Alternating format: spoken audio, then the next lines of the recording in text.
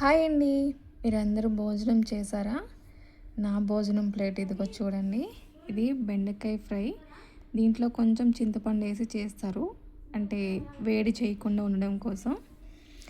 ఇదేమో మష్రూమ్ కాజు కర్రీ. నిన్న పచ్చిది కాజు క్లీన్ చేసాం కదా, ఆ కాజు వేసి చేశాను. కూర చాలా బాగుంది. ఇది బీరకాయ, మామిడికాయ పచ్చడి, పెరుగు, ఇంకా బ్రౌన్ రైస్ ఈరోజు. ఇది పెసరకట్టు. పప్పుచారు ఏదో ఒకటి ఉండాలి కదా కంపల్సరీ. ఇదండి ఈరోజు నా భోజనం ప్లేటు. ఇది మామిడికాయ వేసి చేశాను బీరకాయలో. టేస్ట్ అయితే ఉంది. మీరేమంటారు? మీరేమన్నారు అనుకోండి. బీరకాయలో మామిడికాయ కొంచెం కాంబినేషన్ డిఫరెంట్, బట్ టేస్ట్ అయితే మామూలుగా లేదు, కొత్తగా ఉంది.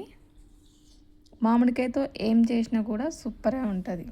ఈ కాజు కర్రీ అయితే హైలైట్. ఇది మా అమ్మమ్మ చేస్తుంది ఎప్పుడు. మా అమ్మ కూడా చేసేది. మా అమ్మ దగ్గర నేను చూసి నేర్చుకున్నా. ఇదేనండి ఈరోజు నా భోజనం.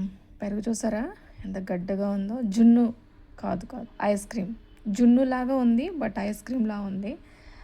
చిన్న గట్టిగా ఉంది, మేగడతో ఉంది, కమ్మగా ఉంటుంది పెరుగు అయితే. మీరందరూ ఏం తిన్నారో కామెంట్ చేయండి.